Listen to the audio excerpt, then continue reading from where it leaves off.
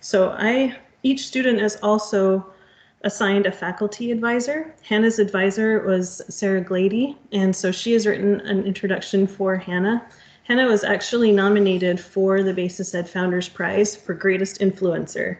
We're very excited about that for her, and this is awarded for a project that makes a positive impact on others or on the world. So I'd like to read some of what Sarah wrote in her nomination, or Miss Glady wrote for Hannah in her nomination for this award.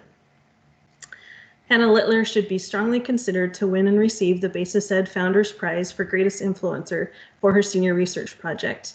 As her faculty advisor for her project, I can speak to high quality of dedication, hard work, scholarly excellence, and intent to create meaningful change across several industries. With great ambition and optimism, Hannah chose to study the role and treatment of queer Asian American identities in contemporary media. Hannah did exceptional academic work in the early stages of her project. She conducted a college, if not graduate level review of scholarly publications, while also crafting her proposal and seeking out internship placements in different fields to address her multifaceted question. Hannah chose to work above and beyond in her site placement, often working longer hours than needed to have the chance to question and experience how company policies, a specific AI product, general consumer practices, and existing media all shape and contribute to how a culture molds, recognizes, and treats identities. And with that, I would like to present Hannah Littler, who will give her presentation. Hannah, you can share your screen and take over. Thanks so much. I would love if you all turn on your cameras if you would like to, so that way I can see your wonderful faces instead of screaming into the void. But now let's get ready to begin.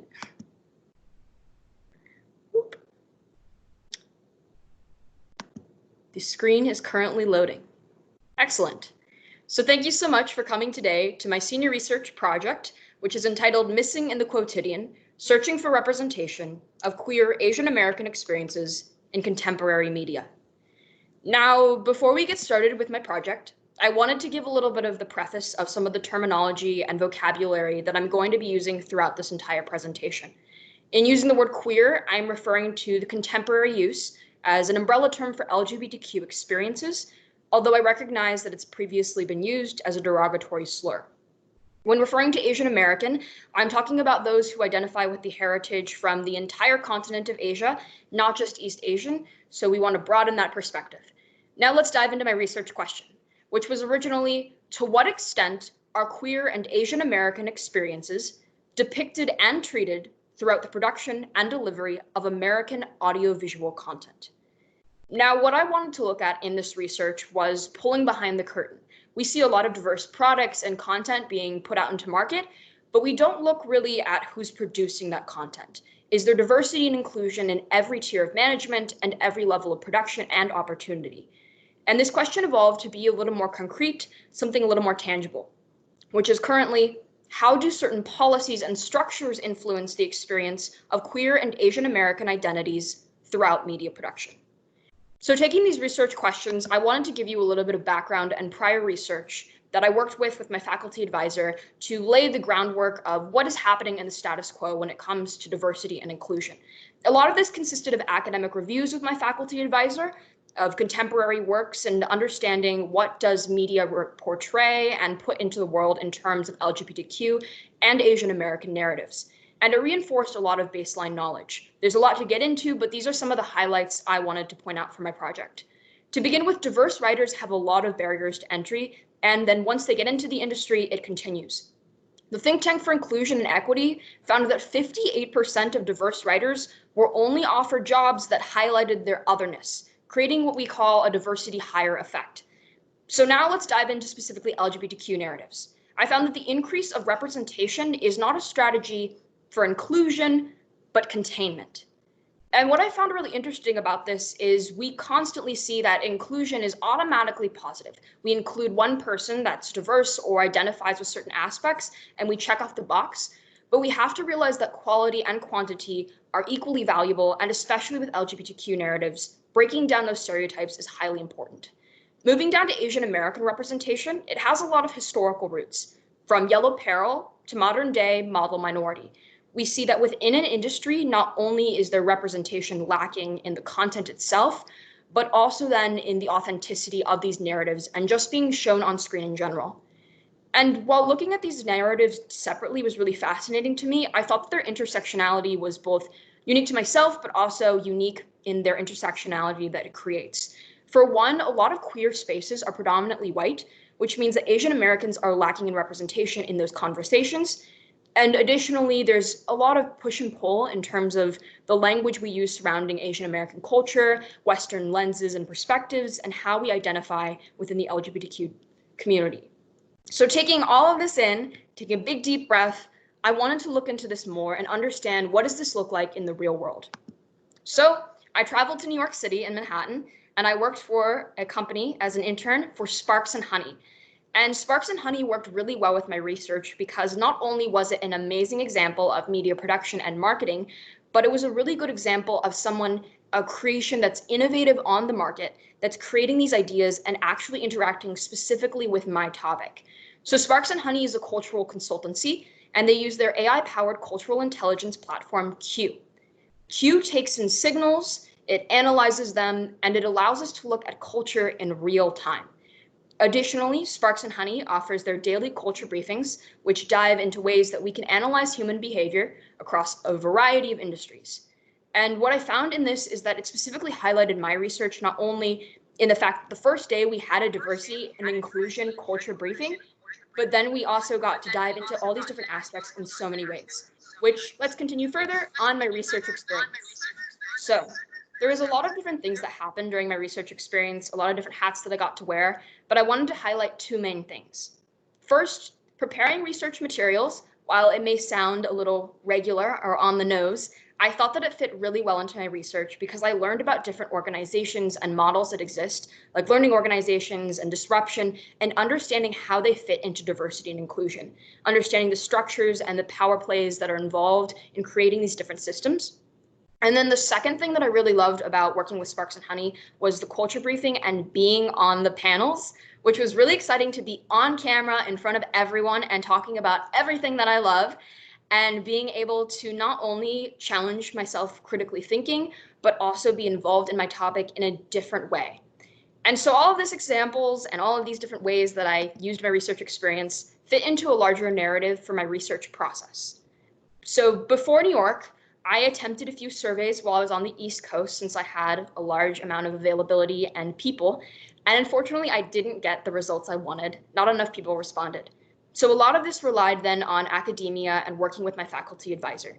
We looked at a lot of different contemporary sources, such as Mark McClelland and Audrey Yue, and analyzing what does the contemporary world say and do about diversity and inclusion. And a lot of it was surface level and very vague. And so that's something I wanted to dive into more. I also pulled from prior work with this topic from my extracurricular activities. And so this all culminated into traveling to New York. And as I said, I got to wear a lot of different hats at Sparks and Honey. But the thing that I wanted to highlight about this and what I loved the most was it wasn't just personal observation. We walked into the senior research project thinking that at the most we might maybe shadow, but I got to wear so many different hats and interact with people both formally in front of a camera, in workplace atmosphere, in my writing, and I got to include my specific research topics and expand the way that I looked at my research question. And unfortunately, though, my time was cut a little short due to coronavirus and the era that we're in, so I returned back home to Phoenix.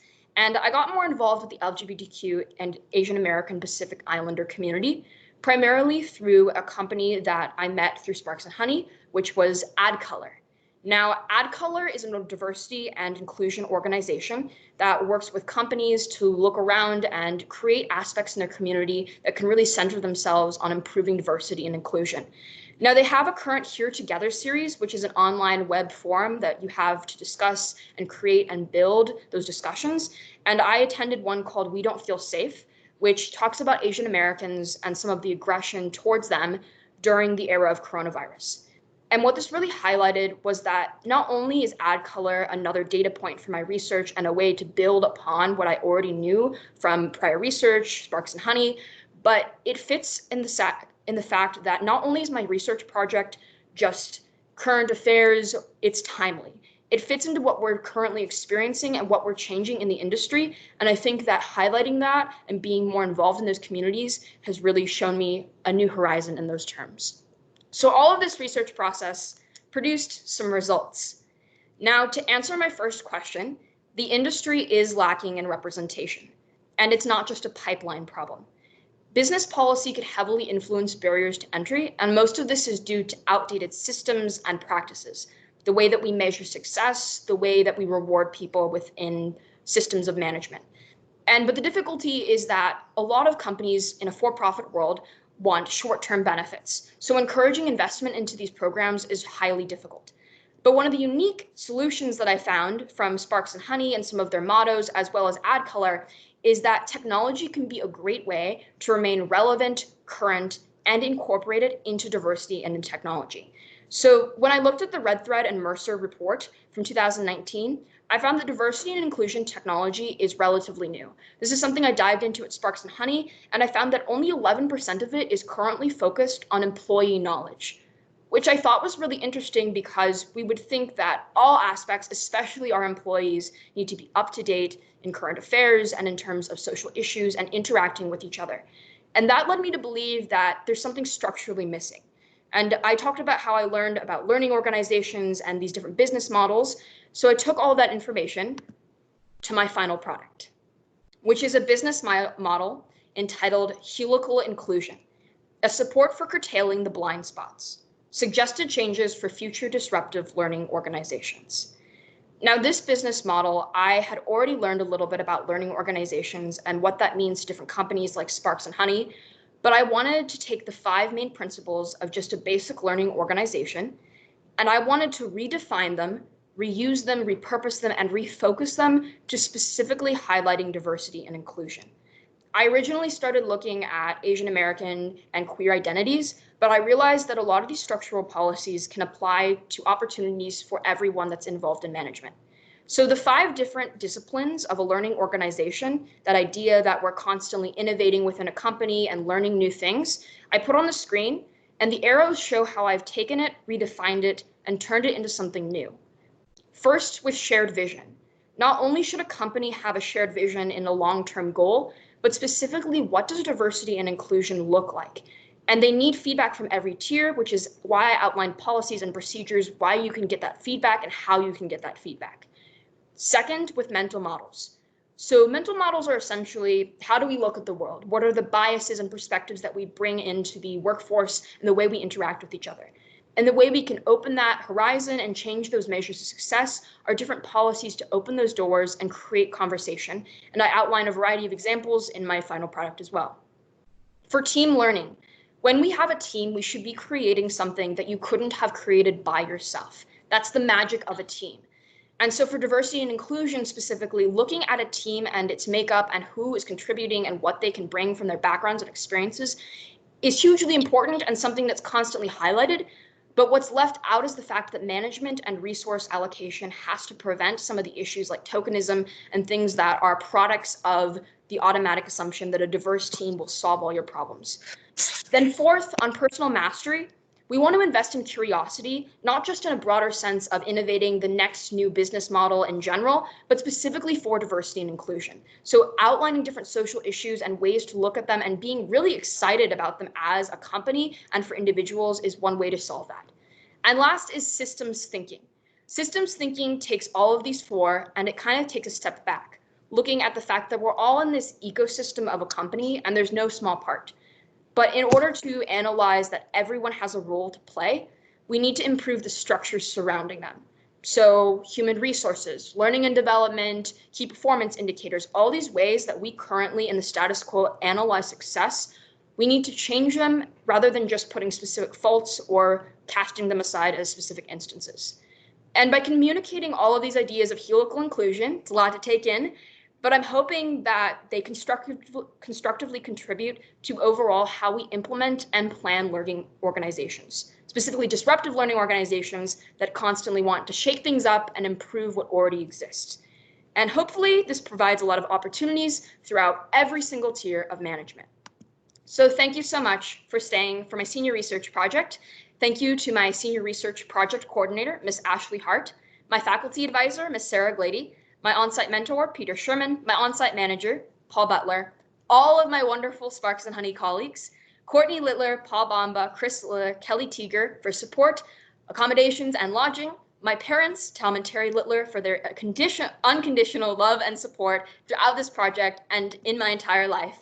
If you want to check out some of more of my resources that I'm listing here, you can visit my website, hannahlittler.com, and I'll have uploaded my final product, my final proposal, and some of these references so you can dive into some of these interactive ideas and media a little bit further. But until then, are there any further questions?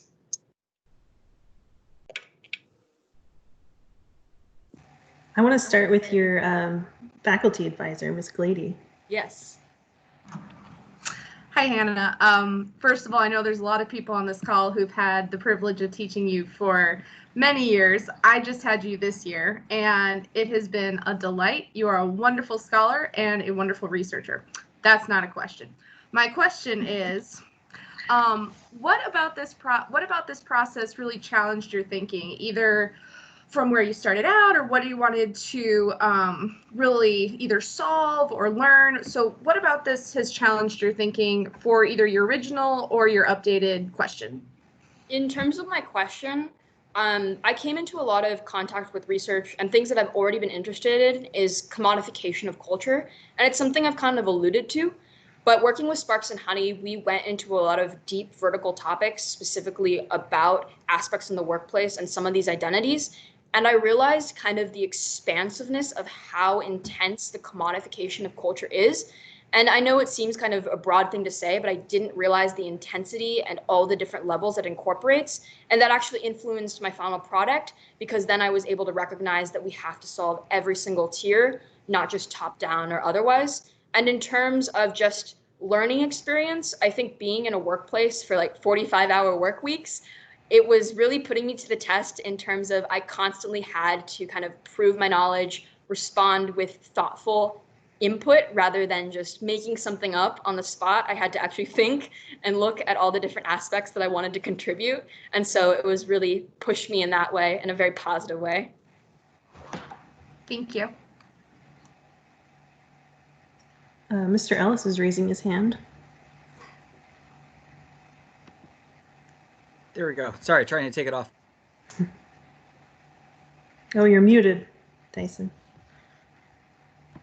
Okay. There you go. Am I off now? Okay. Yeah. Great presentation. I was wondering if there was one particular sector of the media that you might highlight as being disruptive in the particular intersectional space that you are studying, and ways in which they've been disruptive to overcome certain barriers and hurdles to representation. So I think I'll speak to marketing because that's what I was more directly involved with and something I can grasp more tangibly.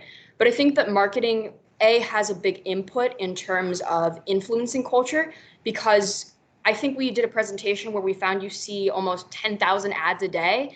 And so you're constantly surrounded by marketing and media, and it's influencing the way you buy products or interact with other people. And one of the ways that it's being really disruptive right now is that learning organizations such as Sparks and Honey and AdColor, they're investing both in employees and their communities. And they're making marketing not just a thing of profit, but a thing that we can find both profitable but beneficial to the community as well. Thank you. See Miss Genter with her hand raised. Hello. First of all, wonderful project. I enjoyed it so much. Here's my question. How do you find a balance between awareness of and recognition of culture with commodification of culture? Where do we find a balance between that? I think that balance is very vague in the sense that it brings about once again, one of those things that is inclusion automatically a positive thing, which is something I touched on in the beginning. And I think that's what we can do to solve that and find that line is once again creating that shared vision as a company. So where do we draw the line as a company to promoting culture and inclusivity, but also learning about each other and not just commodifying it? And I think also in terms of putting in structures in place so we don't have issues of tokenism. And I think tokenism can be one of the main driving factors of why we see a lot of commodification of culture, because we're pushing that one diverse person to create content that just fits in their stereotype. And that creates a lot of issues in terms of drawing the line and what we even perceive as a culture of, oh, this is commodifiable, this isn't, or whatever you want to define it as. Hope that answered your question. It did. Thank you.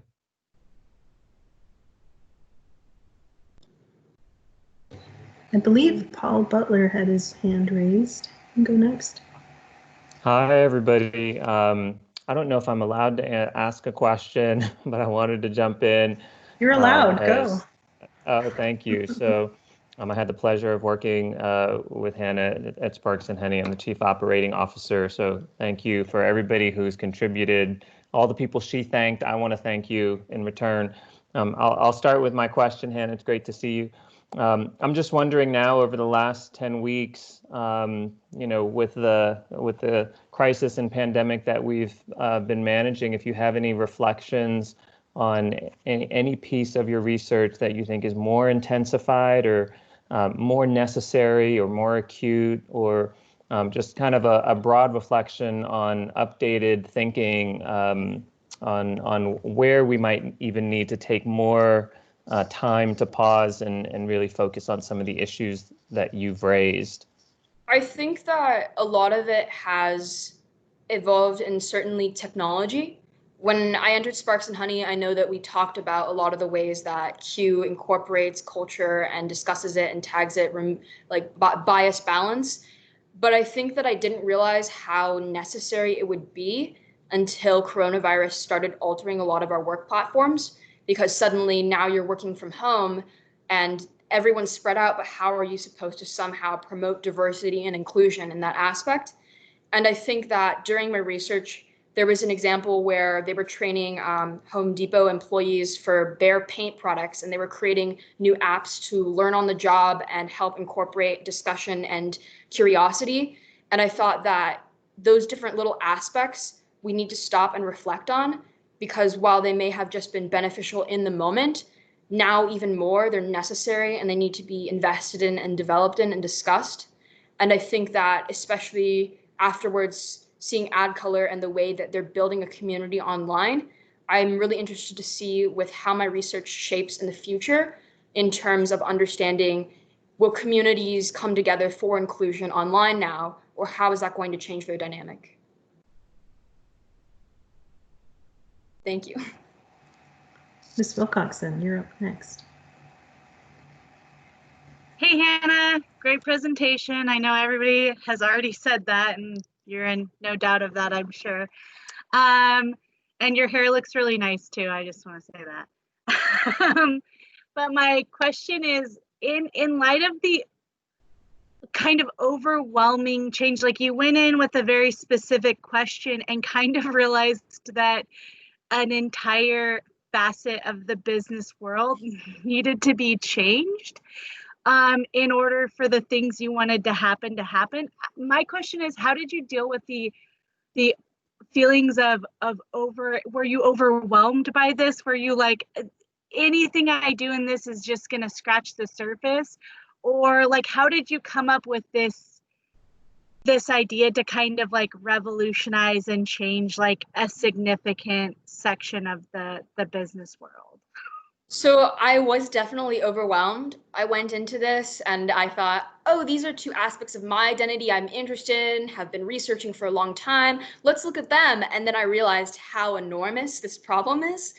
And I think that I reconciled that a lot after I learned actually at Sparks and Honey about talking about thinking not just vertically, the top-down system, but thinking horizontally between individuals. And I think that's where we see a lot of predominant change, or at least change that I feel like is controllable or within my power, because a lot of the aspects of my final product, while it does focus on a business model, which seems very large, most of the examples or suggested implementations that I ask for or request is horizontal. It's between individuals and things that can be improved naturally and efficiently, rather than being overwhelmed by things that I can't control. And to the things that I can't control, I think that, to be honest, we're going to have to just continue to critique as a larger society, as well as those in power. For like CEOs, they've become rotating a lot more because they recognize that they're becoming the faces of these companies.